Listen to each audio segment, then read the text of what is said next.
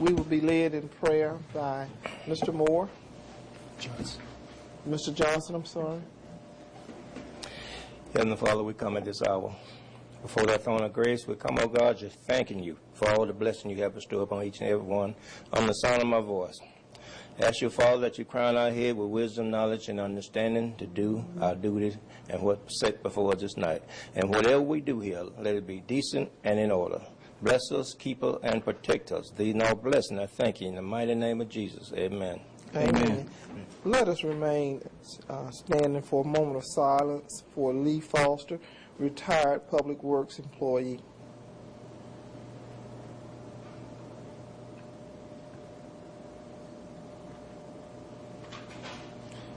Please join me with the pledge. Attention, salute, pledge. I pledge allegiance to the flag of the United States of America and to the republic for which it stands, one nation, under God, indivisible, with liberty and justice for all.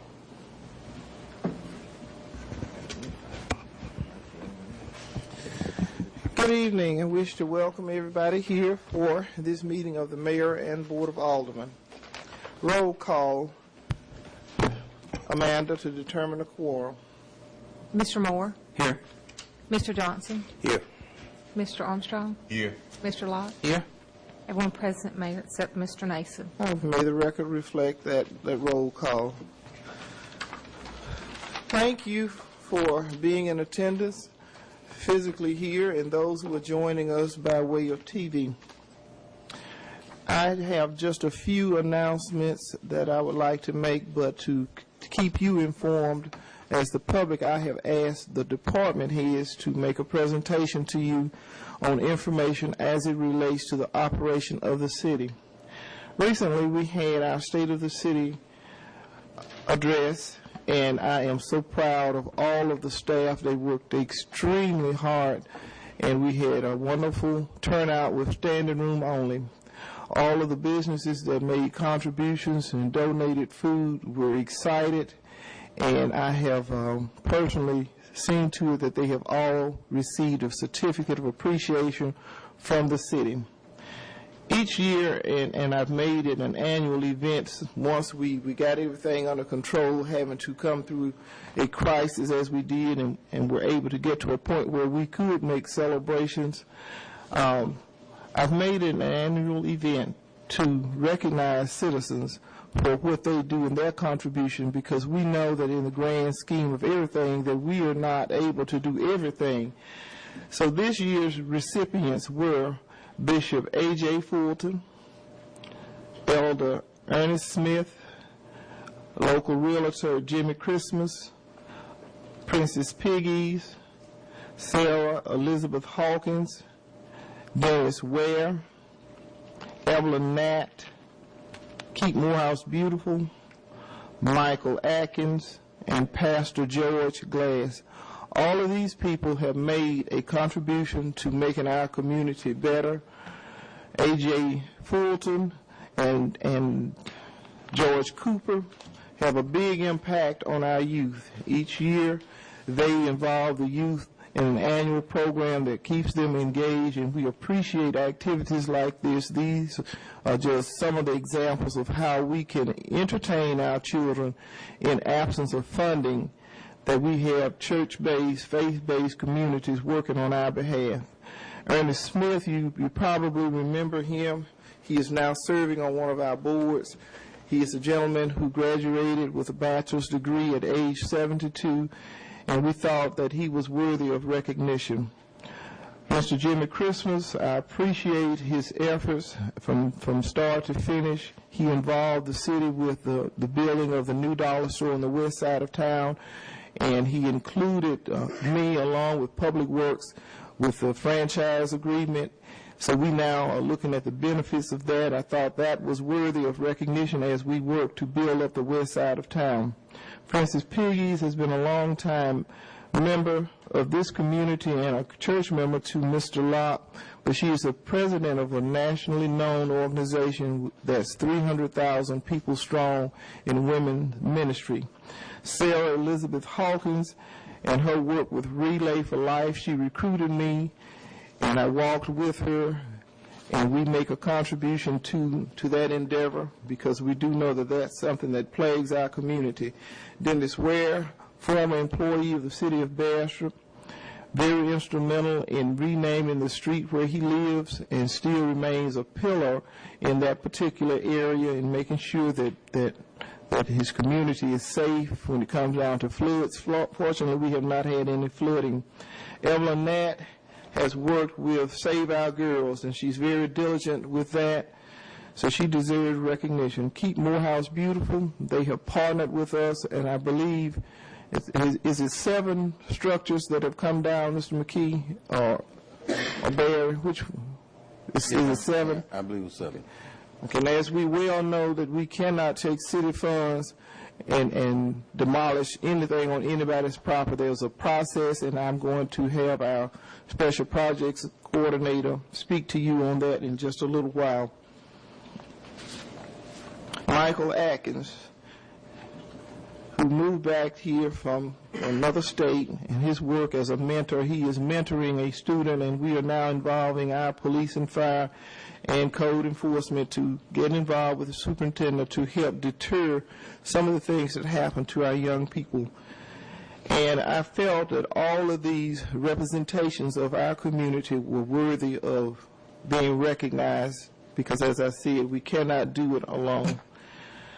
You have probably noticed that the gateway enhancement last year on our State of the City book was said coming soon, so now it's becoming a visible reality, and we are going to get a press release out on that as soon as possible.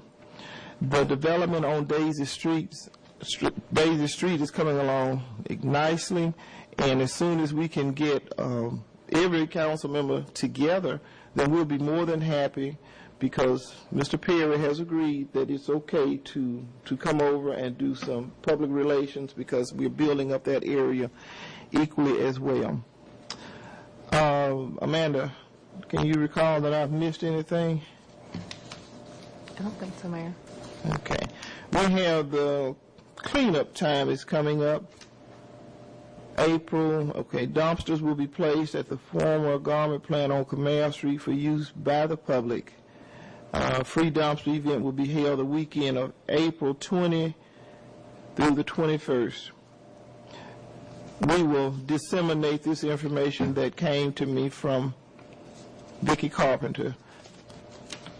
Amanda, would you make it a point to make sure all council members receive a copy of this? That concludes my announcement, and as I indicated, I would like for all of the department heads to make a presentation to you, and I will do this starting now since this is an announcement section. Mr. McKee, I mentioned the cost of demolishing dilapidated houses, and I want to remind the public that we are doing extremely well, and we are doing all that we can to make sure that our city is safe, clean, but we have to have the help of the general public.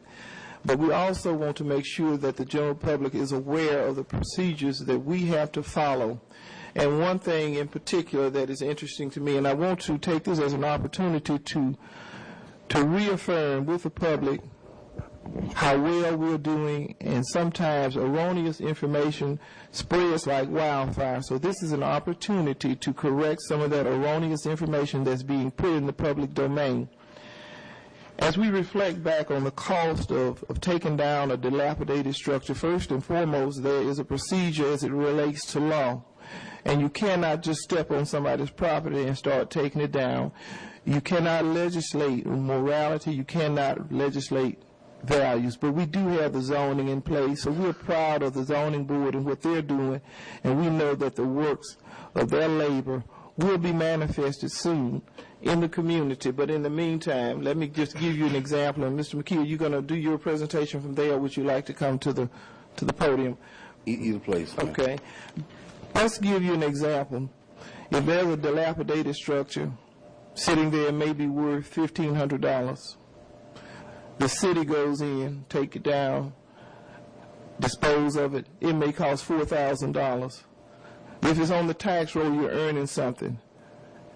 And first and foremost, you have to go through the legal procedure to take it down. Now the city has invested $3,000 or $4,000 of taxpayers' money into something that has no residual value to the community.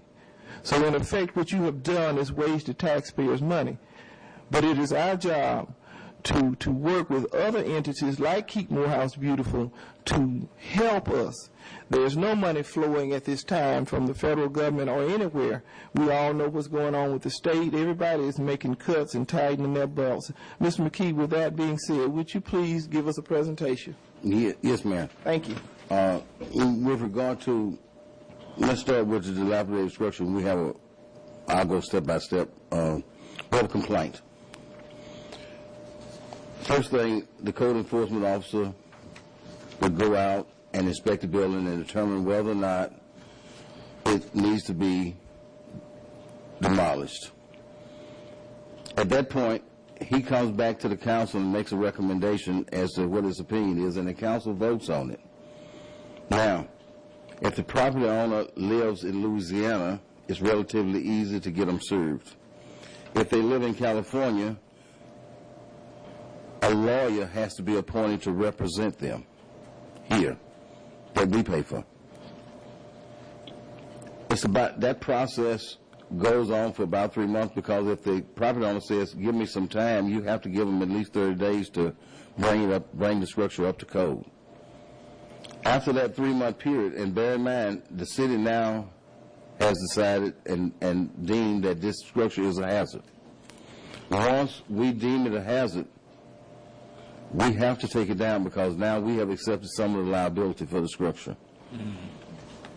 On a 15, and this is a 1,500 square foot house, is not all that large, but on a 1,500 square foot house, the cost is approximately somewhere between $3,500 and $4,000. Larger houses are going to cost more, smaller houses cost a little less. Now, that price could go up a little more depending on if it has asbestos shingles or asbestos siding on it, because that's another process you have to go through. And the city has condemned houses before, but at this day and time, it's going to cost us approximately $3,500 to $4,000 to demolish a 1,500 square feet structure.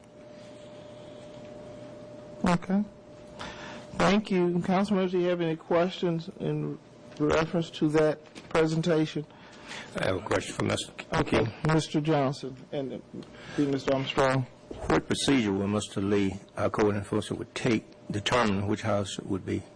There's a checklist, and forgive me, I don't remember it verbatim, but it starts with the foundation, goes to the flooring, whether the wiring meets the electrical code or not, whether the roof is in disrepair or the whole house is in disrepair. And there's a checklist that when Mr. Lee comes back, that he will present to the council and answer any question that you have about structure. We also take pictures so the council can see the structure and see what it looks like. Okay. Thank you. Mr. Armstrong. Yes, could the city put that cost on to the on the property tax? Yes, sir. I'm glad you asked that question. Let's take a 1,500 square foot structure that's located, that's dilapidated, we need to tear down. Let's say it's on a lot that's approximately, let's make it a big lot, 75 by 100.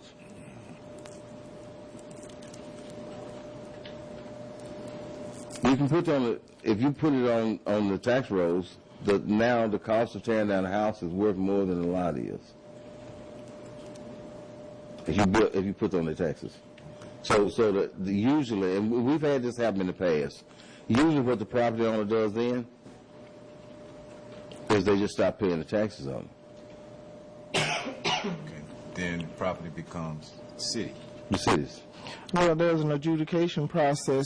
First, it becomes the parish. Yes. Mm-hmm. But after the adjudication process, the city now has a lot that they spent $4,000 on that's worth about $500-600. But the short answer to your question, yes, sir, they can. But something beat nothing. Yes, sir. Well, when you've got negative balances and you're in a money crunch, as we have suffered, we have to really scrutinize everything that we do. I think the work that is being done on the west side of town and all over town is to be commended. And we need the citizens to help us. If you know someone, an absentee property owner, which is a lot of what is happening, people live in a structure all their life, they move to another state, they abandon the property, and it deteriorates.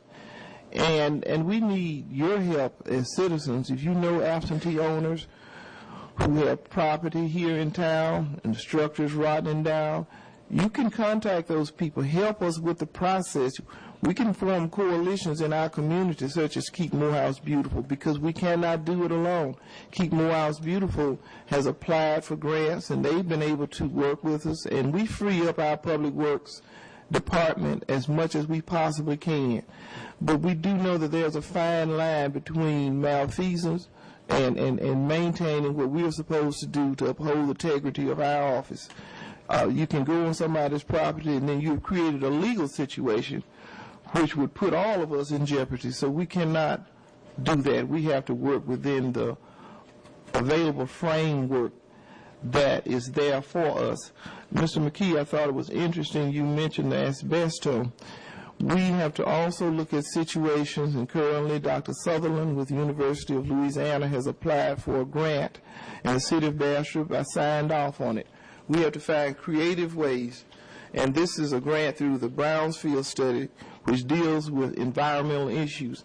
And this grant is about $97,000 to $100,000, and we're still waiting word on that, whether that will be funded or not.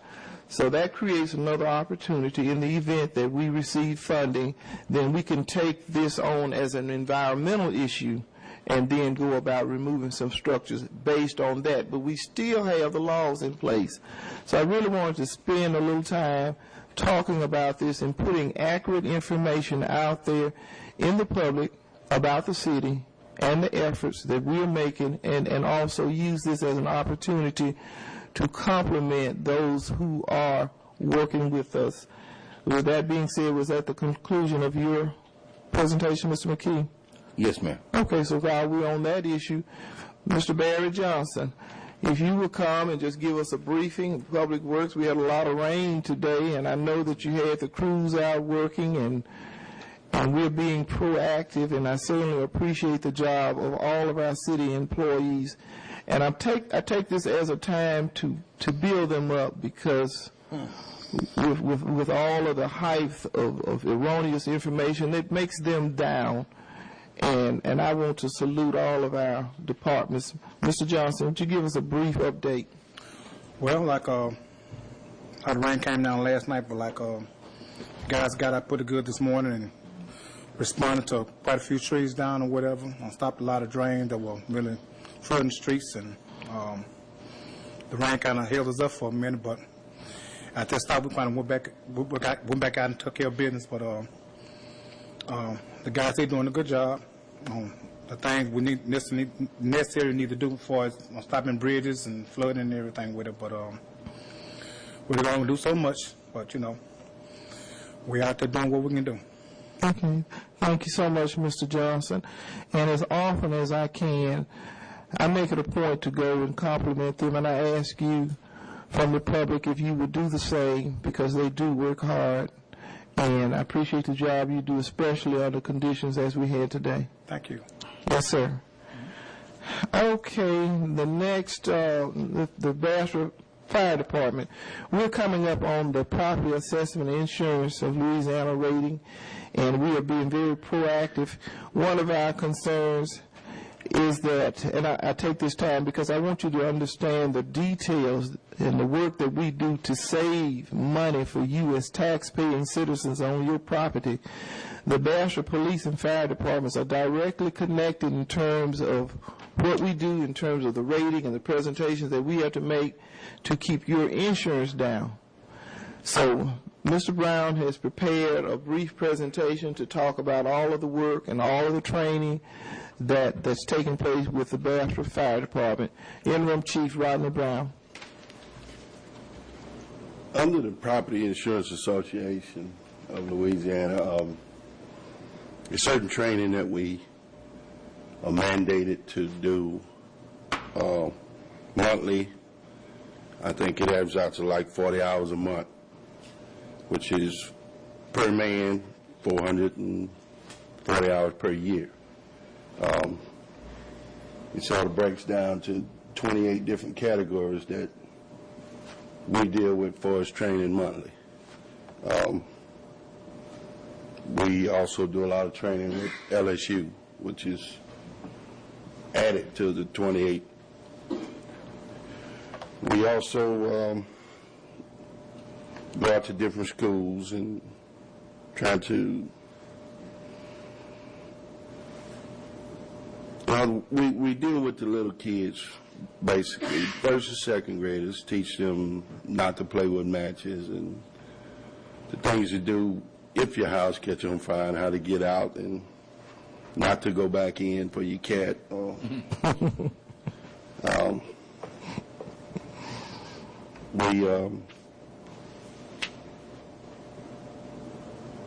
Recently, you did a demonstration. Which school was that, Mr. Brown? I believe it was Oak Hill. Okay. Like I said, for us, property insurance, we're in the first of 3 years leading back up to the rating, which is coming up in 2015. Pre-fire plan, and we have to go through and pre-fire plan every building in the city and outside city limits. Make sure that we know how to get into them and get out, and different, the gas connections, water connections, where the power comes in, and it's all part of our training.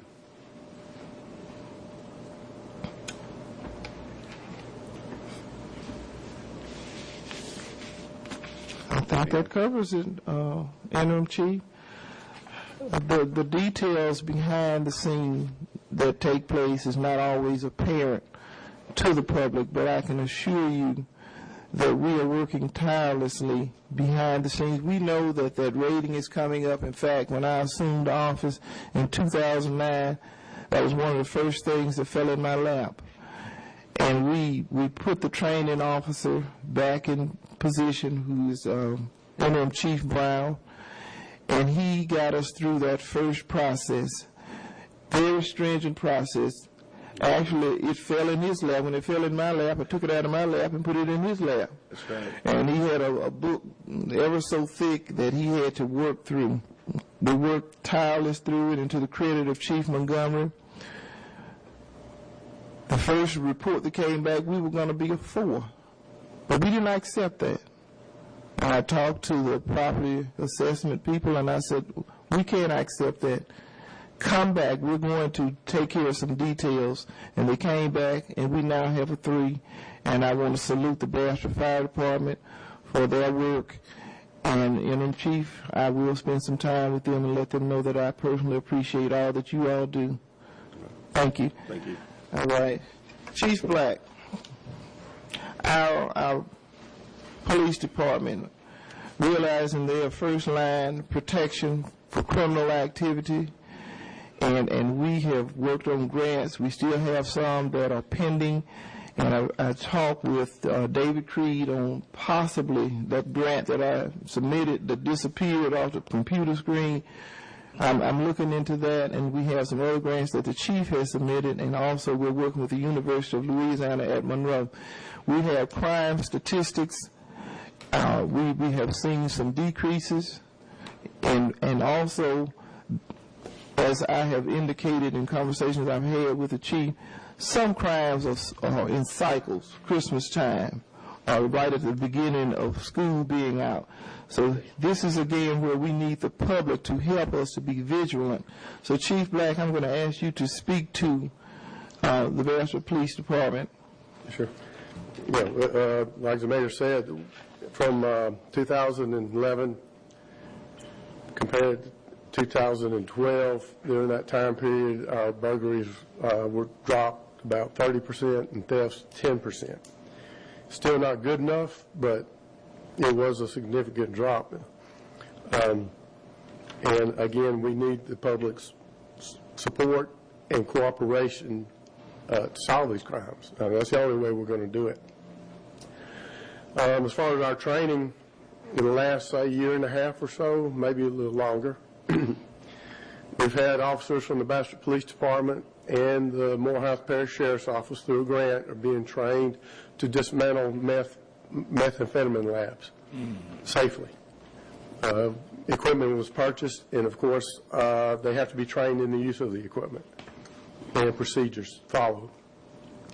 They have attended many schools already. I think there's one main one left that's tentatively scheduled this summer for hazardous material handling. And I think there's going to be an additional officer probably added to it that will have to go pick up some other training that he's missed. I just recently sent 4 officers to what's called ASSIST.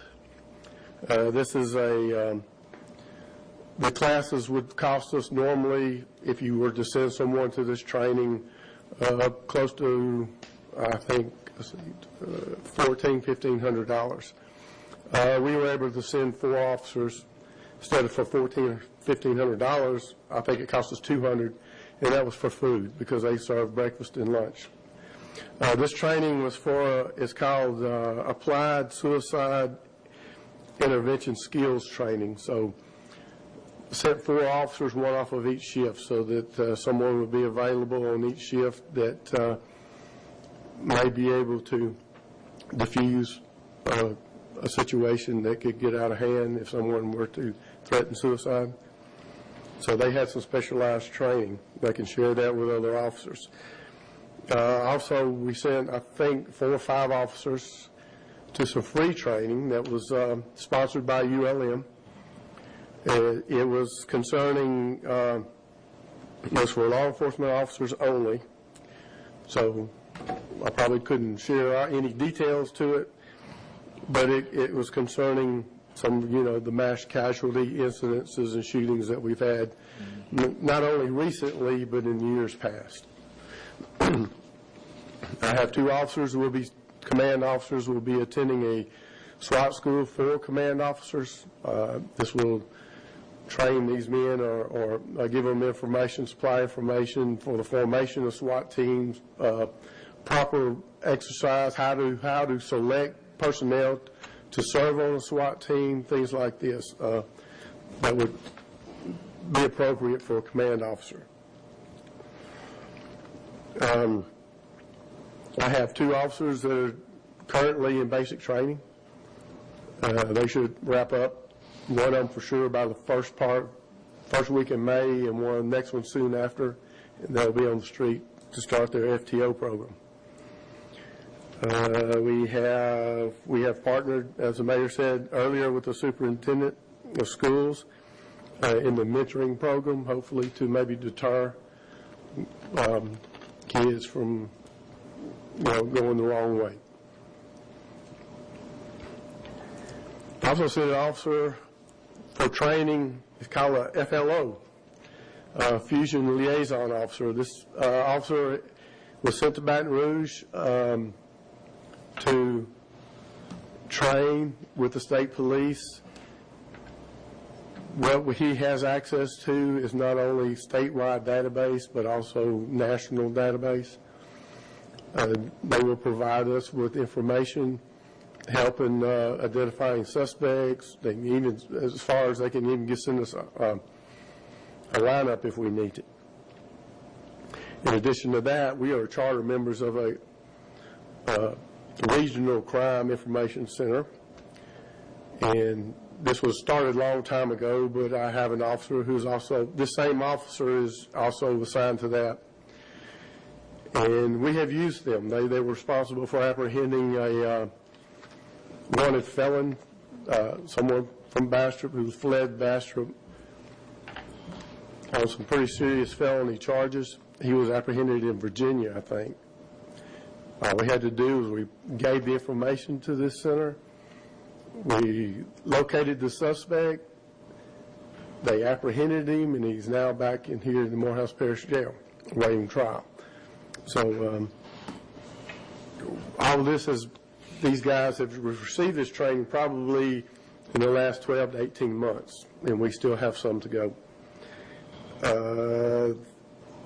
I have bad news concerning one of the federal grants I applied for. We were denied.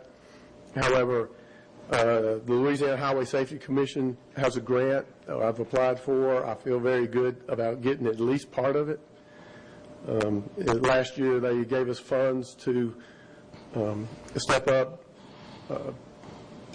DWI patrols and seatbelt patrols, basically, for 2 periods during the year. However, the grant I applied for is for a year-long program. So if we can get that, we'll not only hit these areas that they try to hit each year, 2 areas, or 2 times a year that they concentrate on, we'll be able to address these issues all year round. Okay, thank you, Chief. I trust that this information that's coming from all of the department heads has been helpful to you to know that we are doing our job and we want to build the city up. We want to market our city. We don't want it with bad headlines. There's some news you don't want all over the newspaper, and you're not rejoicing in it because we're trying to sell our city. I think if the most fathomable analogy I can think about is like the hospital business. The hospital has a job to do, but they don't want to brag about every hospital bed being full because it's also reflecting a negative if somebody in somebody's family is sick. So a lot of work that we do, we don't want it plastered all over the newspaper, but I thought that it was time to give a comprehensive report that our city is doing well. I'm going to always uphold the banner that we're doing well. We have hard-working men and women representing the city of Bastrop, from public works to police to fire and department heads, and I want to salute each of them and say thank you. Ms. Goldman is out tonight, but Amanda is standing in her place, and the only other department that's left is our administrative department, and we are very pleased. We have the online tax payment. Amanda, I don't know if you want to talk about that, but we're pleased with where we are. So that concludes the announcement, with the exception of one other thing. I attended a meeting with the Chamber of Commerce, and we talked about capital outlay. So we're looking at the next cycle of capital outlay and what we can do to leverage funds for our community. And we talked about how the parish, with the police jury and the city of Bastrop, can coordinate in getting some funds. We are the recipients under last year's application that the city of Bastrop submitted. We are the recipients of $450,000 capital outlay funds, some of which is going to be placed to put a new roof on this building, and hopefully we will be able to get new green efficiency lighting. I will have to make a request for making a little change in order, trusting that the proximate cause chain event, once you take the roof off, then some of the ceiling fall in. So I trust that we can get some work done on all of the ceiling. Ms. King, you're with us. I don't think you're on the agenda, but did you have any thoughts under the, are you on the agenda? Yeah, she on this one. Where is it? 115. She's on there. My agenda changed. There it is. It's not in red. I'm sorry, Kay. Okay, you can talk about our meeting and some of the ideas at that point, at that time, but Ms. King was in the meeting with the capital outlay that the chamber sponsored, and I thoroughly enjoyed that meeting. We're going to move right along to item number 4, public comments as they relate to items on the agenda. Okay. Item number 5. At this time, I will entertain a motion to approve the minutes from the regular meeting March 14th.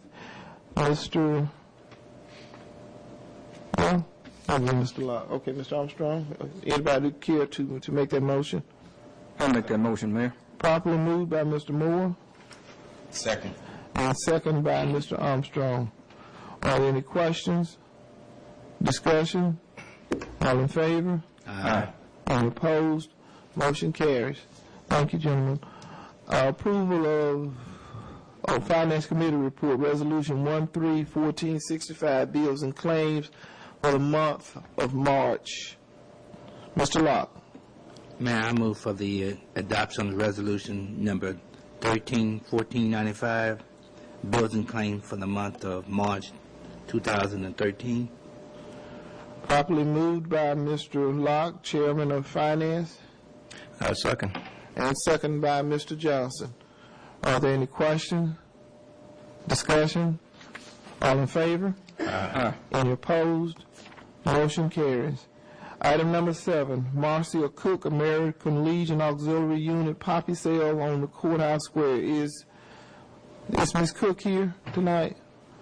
Okay, what's the, Chief Black, what's the status of that request? If you recall, there were only 2 events that the council has approved, and this is one of them, and the other one is the boot sale. The firemen collecting, and the poppy sales. Those are the only 2 events where the council has allowed people to solicit funds on the square. I haven't talked to Ms. Cook. I haven't heard from her. So I don't even have a date. Mayor, she called and let us know that she wanted to reschedule for the next meeting from May 9th. Okay. She would attend. Yeah. Okay. Ms. Hall just informed us that she wants to reschedule, so we will table that until such time. Thank you. Item number 8. Thank you, Mr. Johnson. Sometimes I can't see through this bifocal. Appointing a member to Medco Board, Ms. Kathy Leonard. I believe Ms. Leonard was here the last time, but she will truly be an asset to our Medco Board, and it is with pleasure that I present this appointment to you and would ask the courtesy of your acceptance. At this time, I will entertain a motion on this appointment. Ms. Kathy Leonard. I'll make that motion, Mayor. Properly moved by Mr. Moore. Second. Second by Mr. Armstrong. Are there any questions? Discussion? All in favor? Aye. Any opposed? Motion carries. Item number 9, appointing 2 members to the Morehouse Economic Development District. That's Ivory Smith, longtime entrepreneur, retired educator, and Ms. Kay King, our CEO for our economic development. And Ms. King is present with us tonight. It is with pleasure that I offer these 2 appointments to you and ask for the favor of your consideration. I make that motion. Properly moved by Mr. Locke Second. and second by Mr. Armstrong. Are there any questions? Discussion? All in favor? Aye. Any opposed? Motion carries. Congratulations, Ms. King. You never missed a beat, huh? Item number 10, Resolution 13-1496, declaring certain movable property no longer needed for public use, authorizing the sale of each movable property at public auction, authorizing the employment of a licensed auctioneer for such action, sale, and providing for the publication in accordance with the law. That was a mouthful. Ms. Hall. This is something that we try to do every year. It's basically just we need to declaring items listed as surplus and authorizing to advertise for an auction. We have a date set for May 18th at the garage at 10 a.m.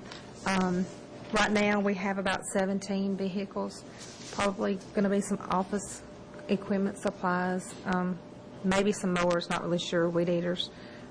Also, Morehouse Sheriff's Office will be joining the city as well. All right. Thank you, Ms. Hall. At this time, I will entertain a motion on Resolution 13-1496. So move. Properly moved by Mr. Johnson Second. and second by Mr. Moore. Are there any questions? Discussion? All in favor? Aye. Any opposed? Motion carries. Let me interrupt for just a minute. Mr. McKee, we had our contractor back and making some modifications to the, for meeting the ADA compliance as the compliance officers came back to evaluate the work. What's the status? We're making a few more minor modifications. Yes, ma'am. Okay. And he should get well, actually, he should start and finish next week. Okay. They were minor modifications, and we also talked to the inspector, and he granted some exceptions to a couple items that he wrote up, so we should be fine. Okay, thank you so much. I did make a call to former Mayor Clarence Hawkins to engage his attention, because this is the only phase that stands between us and getting our police cars. We have worked very hard and had to budget money to make these modifications because they were mandated by the federal law. So we're one step closer, Chief Black, to getting those new cars. We have our match already allocated, and appreciate all the work that's been done to get us to this point. Item number 11. It is with pleasure, and I want to present, and she came all the way to Bastrop. I told her, I said, I can handle it, but she's a delight to have with us. Very skilled professional with insurance, and I can't say thank you enough, and I'm going to give her an opportunity. But I do want to say how much she worked with us.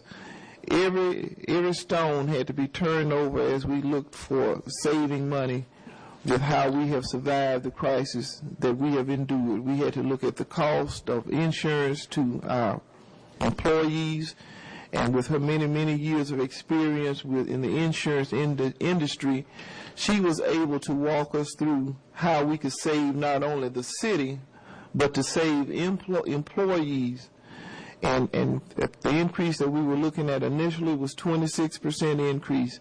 And with her diligence, she took everything, working with Sandra and myself, looked over everything, spoke with our insurance carrier, made her suggestions, made her recommendation, and from 26% increase, getting it down to 18%, I want to say thank you, Ms. Jenkins, and thank you for caring about the city of Bastrop. She is now an independent agent, but she still works extremely well with our health insurance carrier, and I appreciate that too, because we can't all proclaim to be experts in everything. So she offered her service, and she has offered us a contract, and I told her she was just so kind because she's doing it at no cost to the city, and her compensation will come from interacting with the individual carriers. And with that being said, I present to you, ladies and gentlemen, Ms. Renita Jenkins. Thank you, Mayor Olive, and thank you, Council, for giving me an opportunity to speak with you tonight. Just wanted to introduce myself to you. I'd worked with Vantage Health Plan for 13 years. My working relationship started with the City of Bastrop back in 2007 under the leadership then of former Mayor Hawkins, and continued my relationship in 2009 with Mayor Olive. And I left Vantage in December of 2011, and I'm opened my own insurance agency in January of 2012. What I had the opportunity to do as an independent agent and benefit consultant is to become contracted with all insurance carriers, and what that allows me to do is to go out and shop the entire market for the best products for my clients. What I like to do is create competition amongst carriers, and we were in a situation with the city last year. Actually, we were not able to get other carriers to quote due to some different conditions going on within the group. So then what we did at open enrollment is met with the employees, brought them up to par on what was going on with the city, and making them aware that maybe they needed to take a proactive approach to health care rather than a reactive approach, and entertained wellness, the benefits of wellness. Another thing that we were able to do is take a list of the commonly used drugs by the city employees, offer them alternatives. A lot of the employees are taking brand or non-preferred brand name drugs or your higher cost drugs. Gave those to pharmacists at the current carrier and gave them alternatives, and those employees I know have gotten that flyer twice. And what it did was it created some conversation with them between their physicians about alternative medications that are cheaper for them but can still treat their illness. And again, that decision is totally left up to the doctor. But those are things that we've been able to do. And then, of course, like the mayor said, negotiating with the current carrier to get contracts down. And what I do throughout the year is work with these carriers to get various reports, and I meet with Ms. Sandra and the mayor throughout the year, bringing them up to par on what's going on, the state of the position of the city. Actually, this year, the city has done better because we are able to get other carriers to offer quotes this year, so we're very happy about that. And what that means for the city, again, is creating competition for the account. One of the things that I was able to do is on the dental and vision was to get a 2-year guaranteed locked-in rate, which better enables the city to be able to manage your budget. That's one of the things that I'm going to try to do this year with the health insurance as well. Try to get carriers to give us a 2 or 3 year guaranteed locked-in rate. No promises, but that's one of the things that I'm going to try to do. Another thing that I like to do is with all carriers that are doing business with the city is get a service date where all carriers with the health, the dental, the vision come, and we're here and we're accessible all day long to the city employees to answer any questions or any concerns that I have. I also pledged to the mayor one of the things that I wanted to do was to be available to the city employees. So all city employees have my number. They have my cell phone number. They're able to call me at any time. They can always call the insurance company, but sometimes they just want a little bit more personable touch and want me to take care of something personally for them, and so I do that throughout the year. So I'm available to the employees as well. So those are some of the things, and I'm working right now on I've got a conference to go to in Baton Rouge next week at the Department of Insurance, but I'm working on getting some information to the mayor regarding health care reform, which is a huge deal right now. A lot of things are changing. I haven't bought anything to her yet because they said maybe June was going to be a better month when things are more solid, more in place, but getting that information to her and how it relates to the city of Bastrop and the employees here. One of the things that I pledged to the mayor when I talked about it on a contract and doing this was to operate with transparency and integrity. My loyalty is not to any insurance company. My loyalty is to the city of Bastrop and the employees of the city of Bastrop. So that's one of the things that I pledged to do, that I continue to do, and I just thank you so much for the opportunity, and I'll take any questions if you all have any. All right, thank you for that presentation, Ms. Jenkins. Are there any questions for Ms. Jenkins? No. Okay. And we do appreciate your service, and it has been of tremendous value to us. Thank you. And I appreciate your being proactive with us as we move into the health care reform and see how it's going to affect us. I know that a lot of agencies and entities are just really on pins and needles. Yeah. So we're going to have to be really conscious for ourselves, for our city employees, and for our city. Right. Because laws that are put on the book do affect us. I so appreciate Ms. Jenkins in her transparency. You have a contract, a resolution in reference to her contract with the city, and as I indicated, this service that she is providing for us is no cost to the city, but is a loyalty, but she wanted to be above board and be transparent that her compensation will come from the insurance companies that she's dealing with. And I don't think that we can ask for a higher level of integrity than that. And having said that, I ask for the pleasure of your commitment to Resolution 13-1497. I'll make that motion, Mayor. Properly moved by Mr. Moore. Second. Second by, I heard two voices down there. Locke and Mr. Johnson. Okay. So I had two, Mr. Locke and Mr. Johnson. I'm hearing voices. Any questions? Discussion? All in favor? Aye. Any opposed? Motion carries. Thank you. Okay, your cell phone, all of it's going to start ringing off. That's fine. Thank you, Mayor. Thank you, Ms. Jenkins. Resolution 13-1498, authorizing entry into an agreement with Edward D. Jones and Company to provide optional and/or alternative participation by the City of Bastrop employees to participate in Section 457 Deferred Compensation Plan and providing for other matters in connection therewith. I appreciate Mr. McCohen, and he's come and he spent time with the employees. We certainly want to make everything available to our employees for their benefit as possible. Ms. Hall, you want to speak to that? This is basically, he's going to come and offer to the city employees additional retirement and investment options. Yes, we also have 2 more now, VALIC and Nationwide. This is something he's going to offer. Okay. And most of you are probably familiar with Edward D. Jones and Company. The representative is Chris McCohen, and I ask the pleasure of your favor for Resolution 13-1498, as it is a benefit to offer a service to our employees. I'd like to make that motion, Mayor. Properly moved by Mr. Armstrong Second. and second by Mr. Locke. Are there any questions? Discussion? All in favor? Aye. Any opposed? Motion carries. Item number 13, ordinance 13-4317, providing for the incurring the debt and the issuance of not exceeding $680,000 taxable sales tax refunding bond series 2013 of the City of Bastrop, State of Louisiana, prescribing the form, terms, and condition of said bonds, designating the date, denomination, and place of payment of said bonds, providing for the payment thereof in principal and interest, entering into certain other covenants and agreements in connection with the security and payment of said bonds, and providing for other matters in connection therewith. Mr. McKee, you were with the City of Bastrop, and you have some historic information on this bond issue as it relates to Walmart. Here's another opportunity for us to implement some savings to the City of Bastrop. So I'm going to ask Mr. McKee, and then I'm going to ask, how do you pronounce your last name, Leonard or Leonard, with the Bowles Law Firm. He's going to come afterward. Mr. McKee, if you would, give the brief history of it, and then we'll ask Mr. Leonard to speak to this.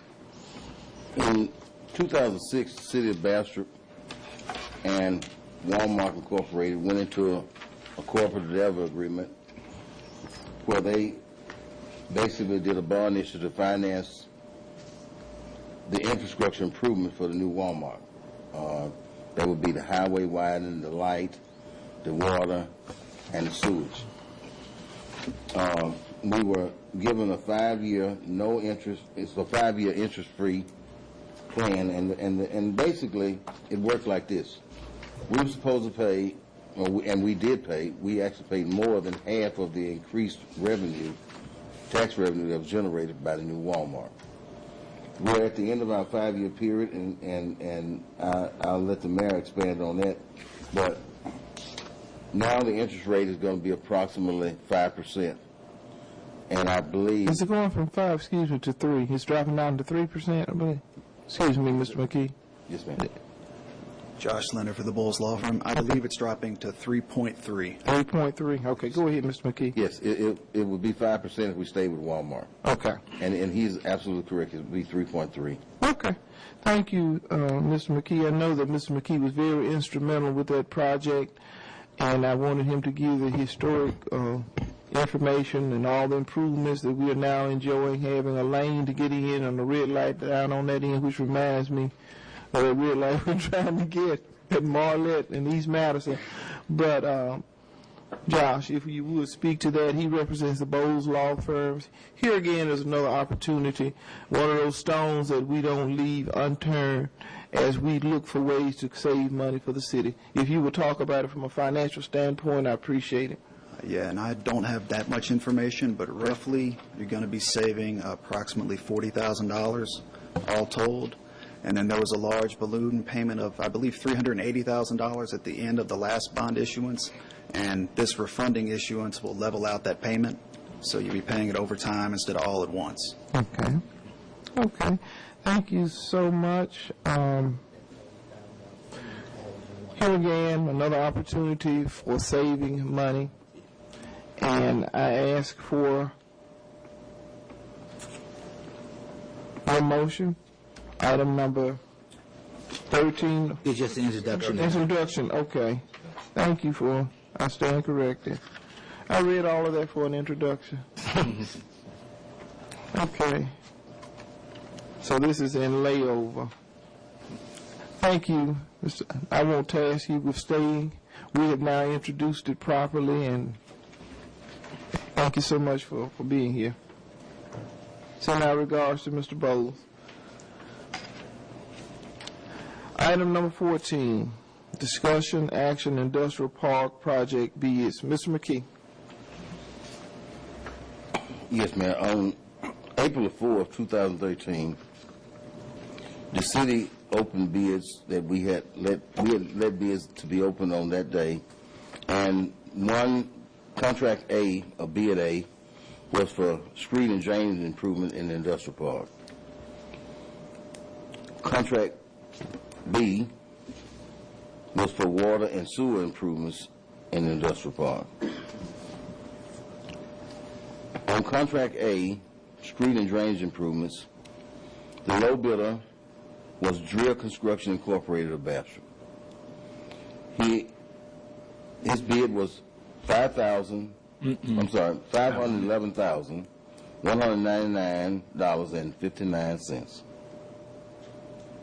And the low bidder for the sewer and water improvements was Terra Construction, LLC of Farmerville, Louisiana, and his bid was $176,562 even.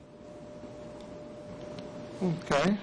Thank you for that information. As you will recall, we've been working on the EDA grant, and we were on a conference call with them. We're working towards having shovel-ready sites and augmenting what we currently have.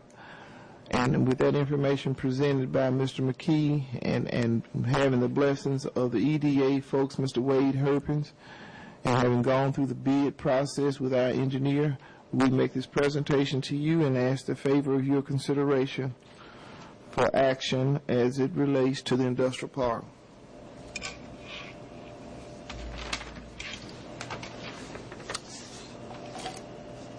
I wait for a motion. I make the motion, sir.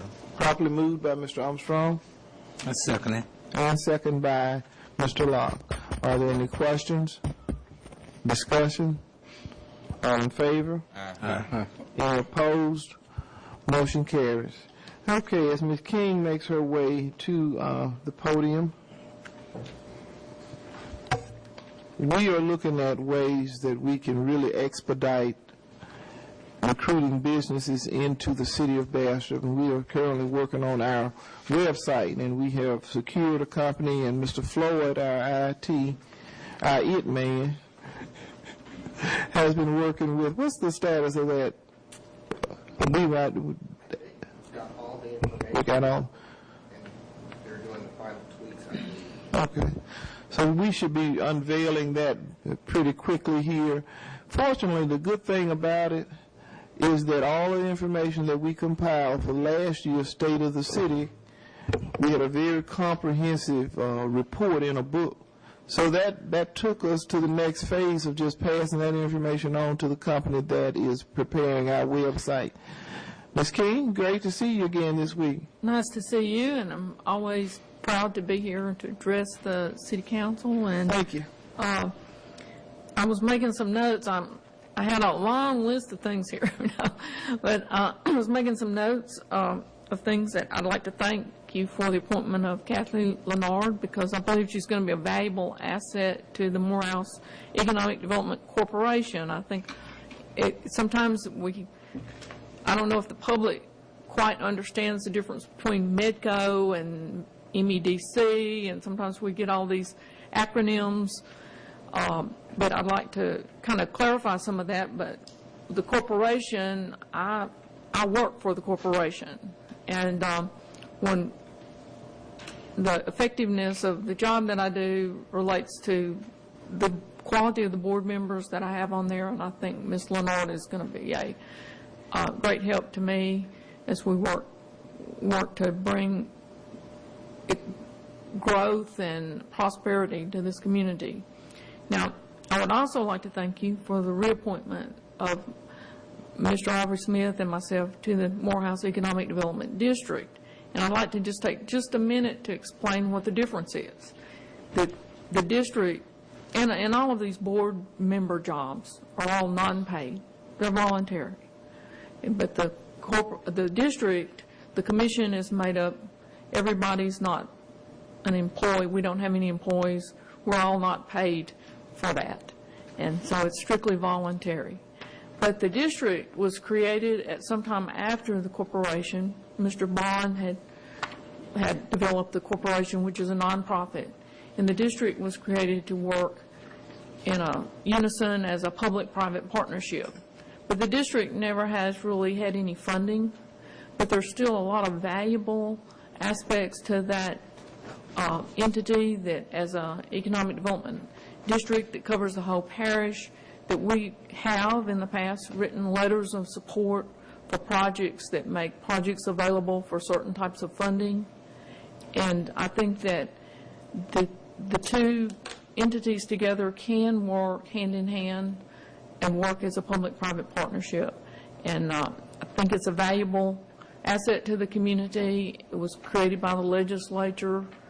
We're one of the few parishes that has a district that's created like that. And so I think that we need to keep that going and do what we can to develop it. And so we have a lot of people that are serving on that commission. Wish I could name them all right now. I'm not going to try to do that. But I think that we have a lot of dedicated people that are working with the district, and that kind of gets back into the chamber meeting that we had people from the Morehouse Economic Development Corporation, people from the district. We had police, jury, city, chamber of commerce, and we all got in a room to discuss the capital outlay within this past week to make sure that everybody's on a unified front, that we understand what things are important to bring prosperity to the city of Bastrop and the parish as a whole. And I think it was a very productive meeting, and I think, as you mentioned it, Mayor Olive, that you believe that it was a good meeting and that we'll present a unified front to Baton Rouge. Okay. Thank you, Ms. King. Questions about that meeting? Well, we talked a lot, and I know that we have two entities here in the police, jury, and we tip our hat to getting the Drax Company. And Kay pointed out the benefits that the city will receive as the construction begins there. So we're all headed towards the same goal. May have different plans and routes of getting there, but we certainly want to take the shortest road there. Yes. Yeah. But we talked about the red light and improving the intersection a lot. And I want the public to know that we have not forgotten that. It's just a process. Some things take a lot longer than what we anticipate, but the issue is still very much alive and well. What else did we talk about, Ms. King? Well, in that southern loop, that NAF, creating a southern loop to serve as a trucking corridor for access into the existing industrial park.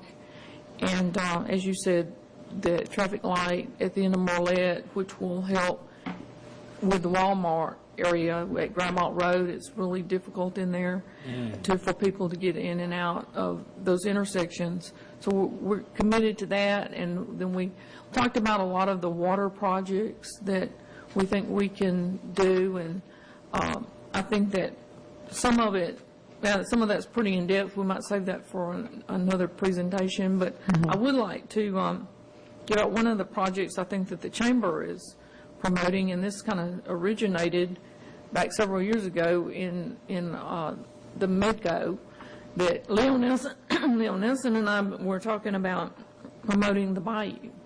And so we had a really nice article in the Trade Bella magazine this time. We're doing some advertising in there, which is kind of giving them a little interest in promoting things in the Bastrop area. We didn't pay for this. This was an article. But I'd like to you can just pass these down.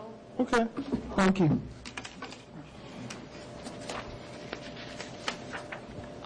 So we talked about promoting the Bayou, water, recreation. Another thing that we talked about is the potential for planning out some kind of overpass as we look at traffic, just traffic inside the city of Bastrop, coming up with some kind of master plan that's post meal, because all of the plans that have been done before this that address the trains being across the track and, you know, having the town cut in half, really, were done prior to the mill closure. So we need to look at those things. Can you think of anything else on that? I didn't have my notes on that. I think we've covered everything. We've talked about straightening out the intersection, which will make it more safe for trucks in and out. The truck count is still at about 80 to 100 trucks per day. There's a lot of traffic in and out of that area, and I think that we could really benefit from straightening that intersection out. Denman Engineering has already gone in and done a preliminary assessment. It's going to cost about $500,000, but I believe once we are really coordinated in our efforts, as it appears that we are working towards that end with the chamber and the police jury, then we'll be able to access some funds through the Department of Transportation. So I feel good about that.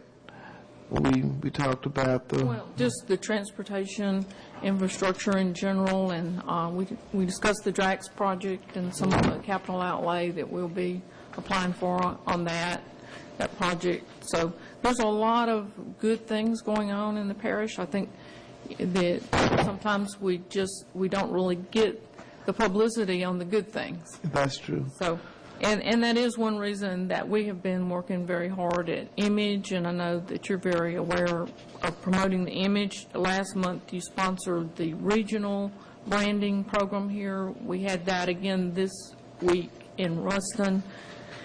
And this was something that was started by CenturyLink, that they would like to improve the image of this area to help recruit employees for CenturyLink, and we've been participating in that, and that gets back into having good websites and things.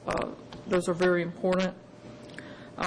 We've been working with ULM and trying to build a better relationship. We had our first night meeting for starting a business. We had 4 people participate. We had several others sign up that didn't make it to the meeting on Tuesday night, and we hope that, so I know there's still some other people out there that we need to make contacts with. And then we had counseling in our office this afternoon, and our next time period for counseling will be May 9th. It'll be the next council meeting night that we will have counseling in our office in the afternoon, that, you know, for people to just come in and they can get their business idea evaluated to see if maybe they want to move forward with some type of small business. In addition to that, and getting back and talking about working with small business people, but also working with our existing businesses, I went to the Louisiana Economic Development, presented a program on their incentive programs that they have available, and they gave me a number of packets that we have available in our office. And I would truly say that this could be very beneficial if you know anyone that is planning to build a business, or if they're going to substantially remodel a business, or they're planning to hire people, that they need to contact our office and pick up one of these packets and see what they might be eligible for. Yeah. So we're still working on a couple of prospects. These are probably 15 to 25 job prospects, and I did make a contact this week with someone who's interested in locating in the city of Bastrop, which is always good. The pediatric daycare center that I worked with, that's on Hall Street, right across from the Popeye's Chicken. I noticed they have their sign up, and I think that's moving forward. This pediatric daycare will offer some services to people who have children that are classified as medically fragile, but not, that they don't absolutely require nursing, and that allows people to be able to go to work and be productive citizens and get out of the house. So I think that's going to be a very good business for our community. So there are still businesses opening up. We have people interested, and we're moving forward on some of our big projects. So thank you. Okay. Appreciate your presentation. Appreciate working with you, Ms. King.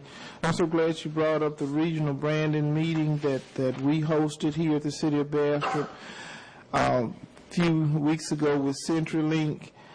I got a really nice note from Christine Rambo that they were really, really pleased. They enjoyed the dinner that was sponsored by Bingo Gold, potato soup and chicken salad from, we did Miss Phyllis this last time, didn't we? We try to spread our business around to different businesses, but they were very elated. And this is another opportunity for us as we prepare for those 800 jobs that's coming our way to Monroe.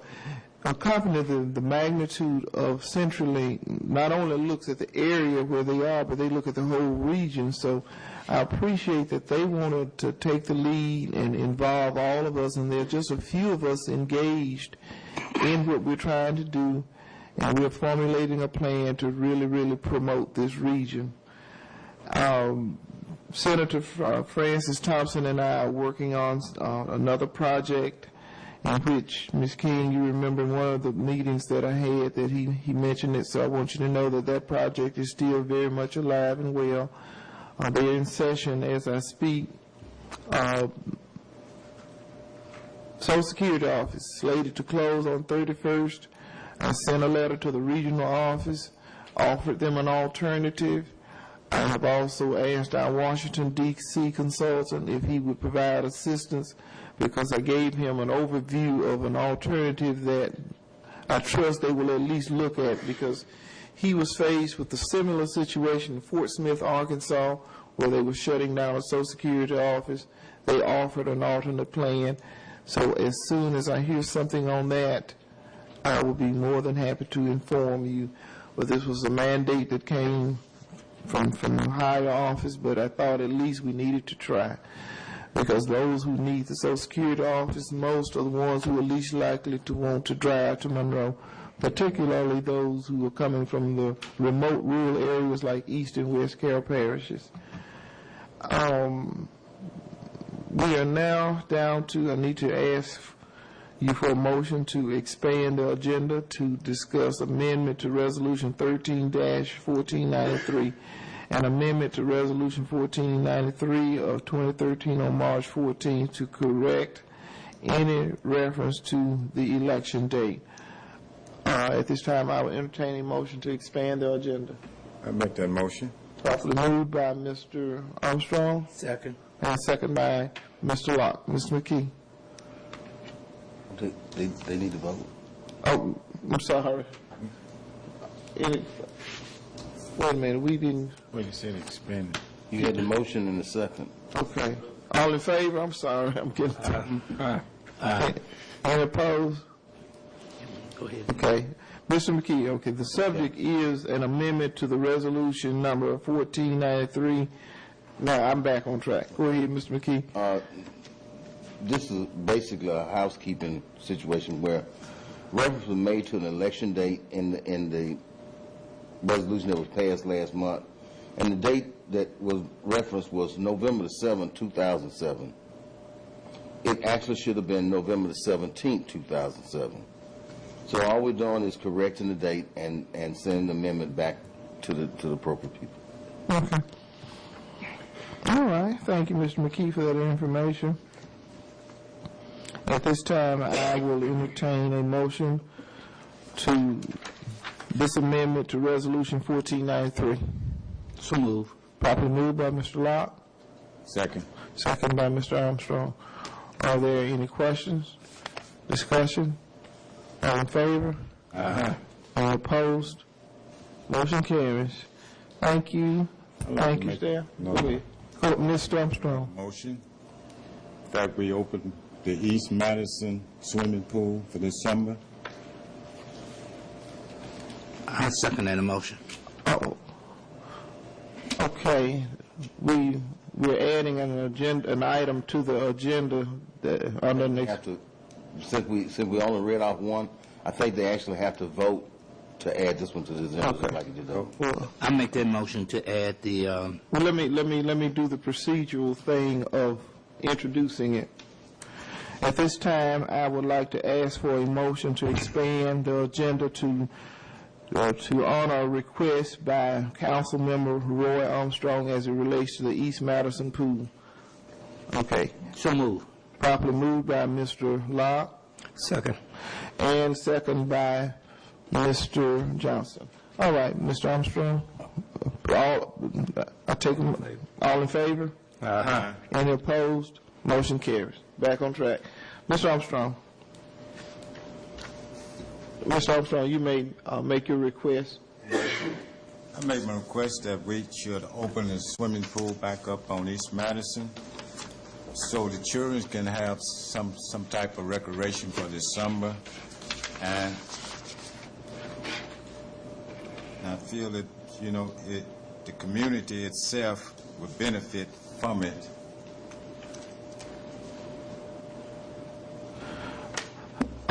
Mr. Armstrong has made a request, and certainly we want the children to benefit and be happy and do all those things. Mr. McKee, can you give us some information on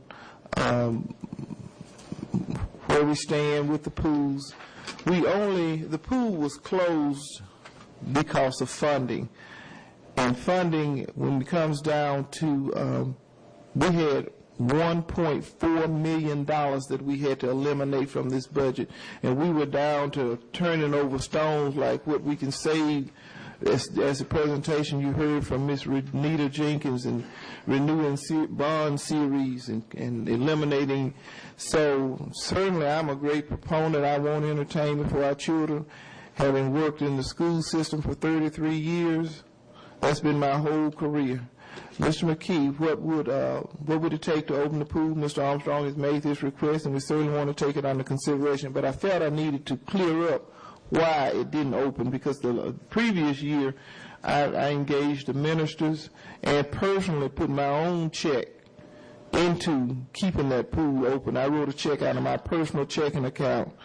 So what would it take, Mr. McKee, to honor Mr. Armstrong's request? And what would it cost? Do we have to, or would this council have to make a decision on something else to eliminate? So it's up to the council, and we certainly appreciate your request, Mr. Armstrong. Let me give you some approximate figures.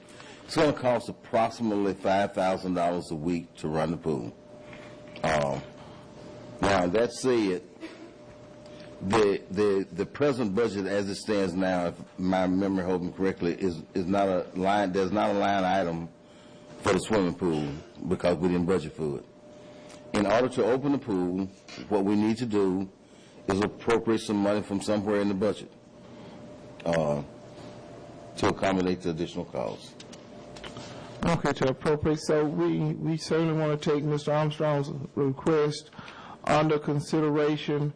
And it may be a situation that we may have to engage the community groups once again. I certainly don't mind writing a check out of my personal checking account if it's going to help, as I've done in the past. Council members, you might want to take under consideration pitching in, or do you think it's going to cost cutting something somewhere else? Well, Mayor, if I may, I take the liberty of making a suggestion. Yes, sir. First, I would recommend that the council really consider deciding something tonight, because it takes about 2 months to get the lifeguards trained, get everything ready. In July of 2012, we approved the alcohol sales on Sunday. Okay. Whatever revenue that generates, and I guess we'd have to do some research and some looking at past years between that same month, between that same time frame. But that was money that we didn't budget for because we didn't know whether we were going to have it coming in, nor how much. Okay. If without cutting anything else out of the budget, I would suggest that we take a long look at it. Okay. All right. Well, I felt that we needed to discuss the pros and cons rather than put something on the council to vote on without taking a look at, if it's going to cost somewhere else. When was the approval, Mr. McKee, on the sale, liquor sale? I believe it was July, but I'm not positive. So it's been in for about a year now? No, ma'am. Not a year. About 6 months. About 6 months. So would you take a look at the increase, and let's do some forecasting based on what we have collected? Yes, take a look at that increase and see if it's going to make a significant difference. And council members, if it requires our benevolence on our behalf, I'll be more than happy to pitch in a personal check from my own personal, and my husband and I would be more than happy to do that. So council members, we're going to do everything to honor your request, Mr. Locke. And if it's necessary for each of you to make a pitch in, are you willing to do so? Yes. Yes. Yes. Okay, that would be great. So at this time, I will entertain a motion on the request by Councilmember Armstrong. You just need a second on it, I move for the second on his motion. Okay. Did we already have the motion? Yeah. Okay, second. Thank you, Mr. Locke. Okay, second by Mr. Locke. Any questions? Discussion? All in favor? Aye. All opposed? Motion carries. All right. Children, we'll have a swimming good time. Thank you so much. I believe that concludes everything on the agenda. We have a chartered member here, and he sits in my line of vision. And he missed a meeting. Mr. Randy Beaver. Thank you for being so attentive and attending the city council meetings. I just had to joke with you a little bit. That's okay? Okay. Thank you so much. At this time, I will entertain a motion to adjourn this meeting. I make a motion, Mayor. Properly moved. Y'all ready to go, huh? That's how I've been getting off track, Mr. Locke. Second by Mr. Locke. Any questions, discussion? All in favor? Aye. Any opposed? Motion carried. This meeting is adjourned. Have a blessed evening.